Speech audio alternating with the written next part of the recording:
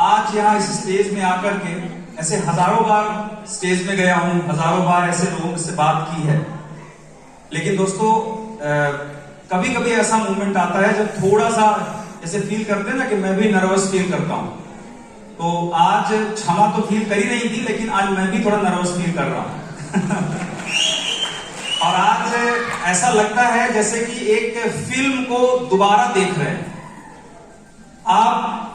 ये जो आज चंचल सर ने कहा कि जब 200 करोड़ का बिजनेस कोई करता है तब वो इस लेवल पे आता है, तो यकीनन ये एक बड़ा लेवल भी है, ये आज बड़ा सम्मान भी है, क्योंकि ये ट्रॉफी कैलाश भट्टर सर और चंचल रस्तोगी सर के हाथों मिलना, ये मेरे लिए सौभाग्य की बात है। ये ट्रॉफी से भी बड़ी बात ये है। और एक फिल्म की तरह ना सब कुछ चल रहा है, सब कुछ चल रहा है। जैसे आप एक फिल्म देखते हैं, इंडियन फिल्म्स कैसी होती है, भारतीय बॉलीवुड फिल्में, वहां पे 80% फिल्में जो होती हैं वो लव स्टोरी बनती है। यस और नो? क्या होता है उसमें, एक लड़का होता है और एक लड़की होती है, और उन दोनों में ये झगड़ा भी तो हो सकता है, लेकिन होता क्या है, यहाँ प्यार होता है। फिर क्या होता है, उनका एक विलेन आता है जो बोलता है ये शादी नहीं हो सकती, और जितनी पब्लिक बैठी रहती है सबको पता रहता है कि शादी तो अंतिम में होगी। बात सही है कि नहीं?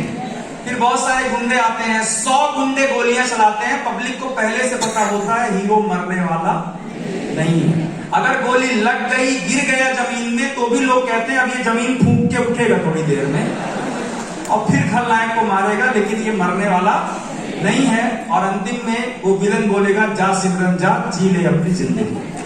यही होता है, यही होता है इंडियन फिल्म्स में। कुछ ऐसा ही आज मेरे साथ हो रहा है, लेकिन उस मामले में नहीं थोड़ा दूसरे मामले में, कि आज मुझे ये बताने में खुशी नहीं हो रही है कि मैंने क्या कमाया। आज मुझे ये बताना उतना नहीं लग रहा है कि मैंने गाड़ियां कौन सी ली, मैंने घर कौन से बनाए। वो सब तो जब पैसा आया तो निश्चित रूप से किया। कल जब मैं कैलाश सर को एयरपोर्ट से लेकर रिसीव करके आ रहा था, तो उन्होंने एक लाइन बोली और आज वो लाइन मैं यूज करना चाहूंगा। उन्होंने कहा कि सक्सेस या ग्रोथ मेमोरीज क्रिएट नहीं करती है, यानी कि जब लाइफ में आप सक्सेसफुल होते हैं ना, तब उतनी यादें आपकी नहीं बनती जितना जब आप संघर्ष करते हैं तब आपकी यादें बनती हैं। बहुत सारे लोग उड़ीसा से आए चल करके, कुछ जनरल डिब्बों में बैठ करके आए होंगे। आपको भले आज तकलीफ हुई होगी, लेकिन यकीन से बोल रहा हूं आने वाले समय में यही याद आपकी संपत्ति बनने वाली है। तो आज की शुरुआत मैं यहां से नहीं करूंगा कि मैंने क्या कमाया। आज मैं ये बताना चाहता हूं जो आप नहीं जानते। जानना चाहते हैं? So Naushad, can you play that PPT? मैंने आपको दी थी पहली फोटोग्राफ, दिखाइएगा। कितने लोगों को ये फोटोग्राफ क्लियरली दिख रही है? ये क्या है? आम का पेड़, राइट? उसको, ये आपके लिए आम का पेड़ होगा, लेकिन मेरे लिए ये मेरी स्कूल है। मैं मध्य प्रदेश के एक ऐसे छोटे से गांव से हूं जहां जब मैं पढ़ता था तो वहां स्कूल भी नहीं थी। ये आम का पेड़ था और इसी पेड़ के नीचे करीबन 100-150 बच्चे बैठकर पढ़ते थे और एक ही टीचर हुआ करते थे। हमारे पास देखने के लिए घड़ी भी नहीं थी। रोड में 2 बसें चलती थी, एक मनोरमा और एक नील तारा। मनोरमा 11 बजे सुबह, नील तारा शाम को 4 बजे। जब मनोरमा आए तो स्कूल चालू, और जब नील तारा आए तो छुट्टी। और मैं भगवान से रोज मनाता था कि मनोरमा देर से आए और नील तारा, तो मतलब तुम लोग भी हो मेरी ही तरह, है कि नहीं? उनको भी पढ़ने लिखने में मन लगता नहीं है। दोस्तों, यहां से मैंने अपने लाइफ की शुरुआत की थी और इसी के ठीक सामने आप देखो अब स्कूल बन गया है। ये फोटो मैंने अभी गांव से स्पेशली मंगवाया है आप लोगों को दिखाने के लिए। इसके ठीक सामने स्कूल बन गया है। नेक्स्ट करना प्लीज। ये है, दिखाना प्लीज। ये हमारे गांव का घर है। खपड़ैल समझते हैं? छप्पर, खपड़ैल मकान हमारा था। और ये मेरे दादाजी हैं, मेरे साथ बैठे हुए हैं जो, और ये मेरे बड़े भैया हैं। पीछे झांक रही है वो मेरी बहन है। और इस आइटम को तो आप पहचान ही गए, है ना? तो ये दोस्तों मैं हूं। लेकिन मुझे आर्थिक रूप से मैं इतना मजबूत नहीं था। मेरे दादाजी बहुत अमीर नहीं थे, मेरे पिताजी बहुत अमीर नहीं थे। लेकिन एक दौलत जो अनमोल होती है वो मुझे आज एहसास होता है मिली, और वो दौलत मिली संस्कारों की। मेरे दादाजी भागवत कथा पढ़ते थे, रामायण कथा पढ़ते थे, ईमानदार व्यक्ति थे। और उनका जीवन का एक नियम था कि कभी लाइफ में ऐसा काम मत करना जिसमें अपने आप से नजरें चुराना पड़े। दोबारा बोल रहा हूं आपको, कभी लाइफ में ऐसा कोई काम मत करना जिसमें अपने आप से नजरें चुराना पड़े। और जिसको गीता में भगवान कृष्ण ने कहा है कि मनसा वाचा कर्मणा से जो एक व्यक्ति होता है वो अपने जीवन को भरपूर जीता है, उसमें ईश्वर तत्व पैदा हो जाता है। तो दोस्तों ये संस्कार मुझे बचपन से मिला कि मन, वाणी और कर्म से एक रहना, यानी पीठ के पीछे और पीठ के सामने दोनों जैसा एक ही आदमी रहना चाहिए। ये मैंने इनसे सीखा। लेकिन उसी पीरियड में जब मैं इनसे ये सीख रहा था तब मैंने ये भी देखा कि पैसे का महत्व क्या होता है। 200-500 रुपए के लिए समझौते हमारे घरों में होते थे। अगर एक कपड़े भी खरीदने हैं ना तो वहां पर भी समझौते करने पड़ते थे दोस्तों। नेक्स्ट करना प्लीज। आप ये देखिए, लालटेन चिमनी में हमने पढ़ाई की है। आपने फिल्मों में देखा होगा, मैंने लालटेन चिमनी में पढ़ाई की है दोस्तों। हमारे घर में लाइट लगी थी जब मैं 10वीं क्लास पास कर चुका था। मैंने खेतों में काम किया है, मेहनत की है, बहुत मेहनत की है, गर्मी भी झेली है, बारिश भी झेली है। सोचिए जब लाइट ही नहीं है तो और कोई सुविधाओं की उम्मीद तो आप कर ही नहीं सकते हैं। लेकिन मैं आपको एक चीज कहता हूं, आज उस वक्त ये संघर्ष मुझे परेशान करता था, लेकिन आज मुझे लगता है कि ये संघर्ष मेरी ताकत है।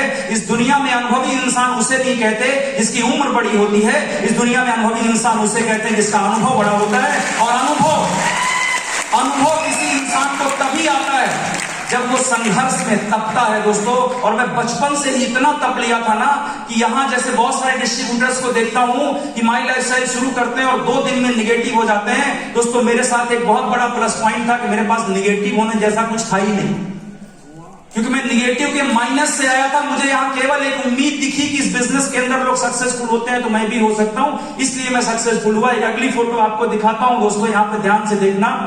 ये मेरा प्राइमरी स्कूल में जब मैं पढ़ता था। अभी मैं दोनों बेटियों को, क्षमा ने अभी बोला, दोनों बेटियों को बहुत मिस कर रही हैं। मेरी बेटियां हैं श्री सृष्टि, मैं भी उन्हें बहुत मिस कर रहा हूं आज। और इनको लेकर के मैं अपने गांव जाता हूं कभी कभी। और अभी मैं अपने गांव गया था और मैंने इनको दिखाया, ये अभी का फोटो है, कुछ दिन पहले का। पीछे देखिए बच्चे बैठे, ये ड्रेस पहन के। इनको सबको सरकार जब खाना देती है ना वो स्कूल में, तब ये खाना खाते हैं। और ऐसा ही कोई बच्चा दुर्गेश त्रिपाठी एक टाइम पे बैठता रहा होगा, जिसको आज आप यहां पे देख रहे हैं ना, वो व्यक्ति वहीं से चल करके आया है। नेक्स्ट करना प्लीज। ये मेरी मोटरसाइकिल है और ये इसकी कहानी बड़ी खास है। मेरे पिताजी, मुझे जिंदगी में उनका 2 ही सपना था। एक वो सरकारी जो ट्रेन चलती है ना उसमें झंडी दिखाता है, एक आदमी ऐसे करता है, ग्रीन तो ट्रेन जाती है, रेड दिखाता है तो ट्रेन रुकती है। मेरे पिताजी का अल्टीमेट ड्रीम था कि मेरे बेटे को ये बनना है। लेकिन मैं आपको बताऊं, बचपन से मैं नौकरी घर में पैदा हुआ। पिताजी नौकरी करते थे, चाचा जी नौकरी करते थे, भाई नौकरी करते थे, पूरा परिवार नौकरी करता था। और मुझे इन लोगों की जिंदगी देखकर ऐसा लगता नहीं था, ऐसा अंदर से आता नहीं था कि मुझे इनकी तरह बनना है। उनसे मैंने संस्कार लिए, लेकिन उनकी तरह जिंदगी जीने की इच्छा मेरे अंदर नहीं थी। मेरे पास 1000 चैलेंजेस थे। मेरी कोई शकल सूरत इतनी अच्छी नहीं थी, मैं ऋतिक रोशन की तरह स्मार्ट नहीं था, मैं सलमान की तरह मेरी बॉडी नहीं थी, मुझे इंग्लिश पढ़ना नहीं आता था। डियर फ्रेंड्स, कॉलेज के टाइम तक अंग्रेजी मुझसे नहीं बनती थी। दुर्गेश त्रिपाठी नाम लिखना नहीं आता था। मेरे पास 1000 प्रॉब्लम्स थे, लेकिन एक चीज जो मेरे अंदर प्लस थी, जो आज मुझे समझ में आती है, मैंने जिंदगी में कभी उस जिंदगी की तरह जीने का सोचा ही नहीं। नजर हमेशा ऊपर थी कि एक ना एक दिन मैं अपनी ड्रीम लाइफ को जरूर जीऊंगा दोस्तों। और आज मैंने आपसे कहा कि मैं फिल्म की तरह चल रही है दुनिया ना, एक फिल्म की तरह। तो हम लोग जब फिल्म देखने जाते हैं तो जब हीरो आता है और हीरो के साथ डांस करने बहुत सारे, आज भी आपने डांस देखा है, एक मेन डांसर रहती है और उसको सपोर्ट करने के लिए 15-20 रहते हैं। हमारी नजर किसके ऊपर होती है अक्सर? किसके ऊपर? मेन डांसर के ऊपर, लेकिन यहां पे इंजॉय करने के लिए। लेकिन जब हम यहां से बाहर निकलते हैं तो हम अपने आप को हीरो नहीं समझते, हीरोइन नहीं समझते, हम अपने आप को उस भीड़ का हिस्सा समझते हैं जो उन डांसर्स में रहते हैं। और मैं आपको एक चीज कहता हूं दोस्तों, 84 लाख योनियों को जीने के बाद भगवान हमें इंसान का जन्म देते हैं। कभी आप कीड़े बने होंगे, कभी पतंगे बने होंगे, कभी मच्छर बने होंगे, कभी चिड़िया बने होंगे, कभी बकरी बने होंगे, कभी घोड़ा बने होंगे, और गधा तो पक्का बने होंगे कभी। कुछ ना कुछ तो आप बने होंगे। 84 लाख योनियों के जीने के बाद भगवान ने कहा जाओ इंसान बनो, और आपने हर जन्म में भगवान से यही मांगा, एक बार इंसान बना दो, फिर तो हम अपने सपनों की जिंदगी जिएंगे। और जब हम इंसान बन के इस धरती पे पैदा हो जाते हैं तो वही कीड़ों की तरह जीते रहते हैं, केवल रोजी रोटी के जुगाड़ में जिंदगी जीते रहते हैं। दोस्तों, दो तरह की जिंदगी इस दुनिया में लोग जीते हैं, एक सर्वाइवल मेंटालिटी, एक सक्सेस मेंटालिटी। सर्वाइवल मेंटालिटी मतलब दाल रोटी खाओ, प्रभु के गुण गाओ।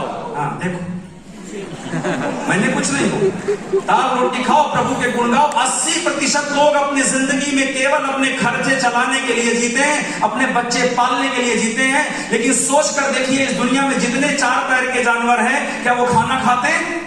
यस, करते हैं नहीं? खाना खाते हैं कि नहीं? सोते हैं कि नहीं?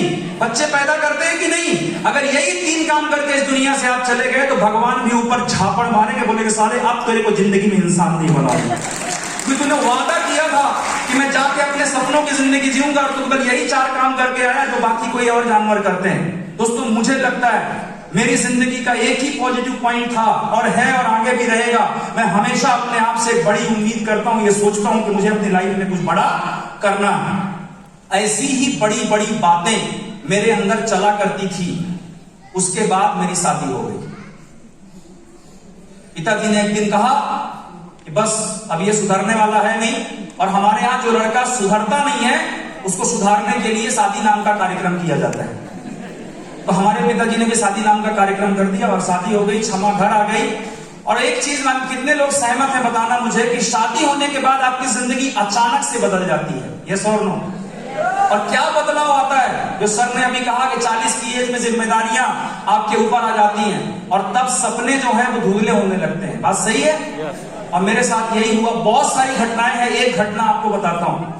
जब मेरी शादी हुई तो मेरे ससुर जी ने मुझसे पूछा, सुबह हमारे यहाँ जब खाना खाते हैं शादी के बाद तो नेक मिलता है। नेक यहाँ चलता होगा, बनारस में सब जगह चलता है कि नहीं? ससुराल से गिफ्ट मिलता है। उसके लिए लड़का नाराज होता है कि मेरे को ये चाहिए तो दो। कोई मोटरसाइकिल मांगता है, कोई चैन मांगता है, कोई अंगूठी मांगता है। मेरे ससुर जी सुबह सुबह आए, बोले आपको क्या चाहिए? मैंने बोला 1 चम्मच घी चाहिए। बोले क्यों? मैंने बोला दाल चावल में बिना घी के नहीं खाता। खाना दिया था दाल चावल में। तो बोले आपको नेक में चम्मच घी चाहिए? बोले हाँ। बोले हमसे चैन ले लो, हमसे अंगूठी ले लो, हमसे ये ले लो। तो मैंने जयकांत सीकरे का ईगो हर्ट कर दिया। जयकांत सीकरे का आप समझ गए होंगे, क्षमा के सामने बोल रहा हूं उसके पापा को। तो मैंने जयकांत सीकरे का ईगो हर्ट कर दिया। मैंने बोला भाई साहब, अरे ससुर जी, सॉरी। मैंने बोला ससुर जी, मुझे आपसे कुछ भी नहीं चाहिए। मेरे पास पैसे नहीं है, ये मैं जानता हूं, लेकिन मैं खुददार आदमी हूं, मुझे किसी और से कभी कुछ भी नहीं चाहिए। मुझे अभी फिलहाल तो 1 चम्मच घी दो, दाल चावल खाऊं। और उनको चाहे ये बात बुरी लग गई हो शायद, तो उसके बाद वो मुझे हमेशा चिढ़ाते थे, और कितने पैसे वाले हो आप। चिढ़ाते नहीं थे, आशीर्वाद देते थे, आज तो मैं बोलूंगा। और एक घटना आपको बताता हूं, उन्होंने क्षमा को गिफ्ट में एक सोफा दिया था, और उसमें हमारे कवर नहीं था, गद्दी जिसको कहते हैं ना, वो गद्दी नहीं थी, और वो 700 रुपए की आती थी। वो मुझसे पूछते थे उसको उस सोफे में गद्दी लगवा ली?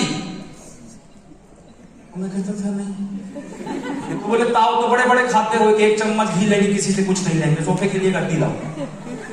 डियर फ्रेंड्स, मुझे कम से कम 6 महीना लगा था। 6 महीना वो संघर्ष, इतना बड़ा संघर्ष था। और उसके बाद अंतिम में हार कर मैंने नौकरी की, जो मैं कभी नहीं सोचता था, 1000 रुपए महीने की। और जब पहली तनख्वाह मिली तो उससे पहले मैं क्या लेके आया पता है? सोफे की गद्दी। मोटरसाइकिल से गए थे, क्षमा पीछे बैठ के गद्दी पकड़ के बैठी थी। आजकल आप देखते हैं ना रोड में लोगों को चलते हुए, वो जिंदगी हमने जी। और मैंने कहा अब बहुत हो गया, अब लाइफ में कुछ करना है। लेकिन एक बात आपको बोलता हूं, माई लाइफस्टाइल अगर आपको मिला है तो आपको भगवान का शुक्रिया बोलना चाहिए। उसका रीजन दे रहा हूं। इस देश के अंदर दुर्गेश त्रिपाठी जैसे लाखों टैलेंटेड लोग घूम रहे हैं, उनको अपने टैलेंट को यूज करने के लिए सही प्लेटफॉर्म नहीं मिल रहा है। बात सही है?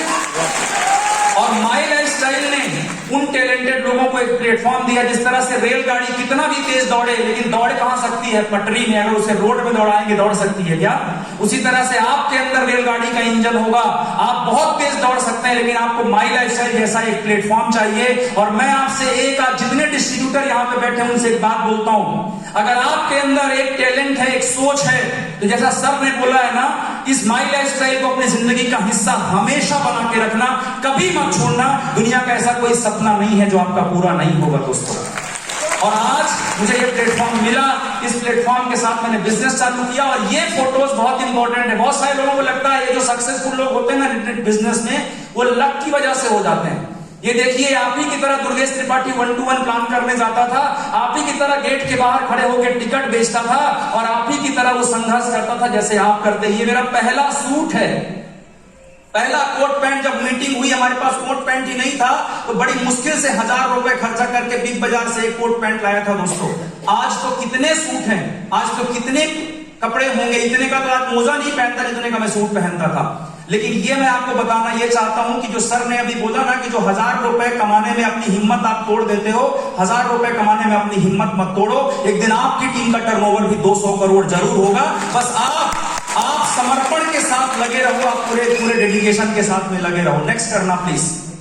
एक और चीज दिखाता हूं, ये जो आप लोगों को लगता है, ये देखो फील्ड में जा करके इंडिया शॉपी दिख रहा है, आप लोग जाके प्रोडक्ट बेचते हो, ऐसे ही प्रोडक्ट बेचे हैं हमने। ये देखिए, आप इस तरह के गांव-गांव जाकर मीटिंग्स की है। ये मत सोचना कि सिर्फ कन्वेंशन और आरटीपी में आप लोग आज मुझे मिलते हो, तो ये आज से है। नेक्स्ट करना प्लीज। इस तरह से जाकर के गांव-गांव जाकर के काम करना है। लेकिन एक बात आपको बोलता हूं, जब आप ये काम करना, तो वो काम करते समय एक बात दिमाग में रखना, अगर आपकी फिल्म में आप भी प्यार में फंसे हो, आपको भी विलेन मिला है, आपको भी खतरे आ रहे हैं, तो आपका भी अंतिम परिणाम यही होगा जो आज यहां पर आप देख रहे हैं। तो इससे परेशान मत होना, इससे हिम्मत मत हारना, आप बस लगे रहना।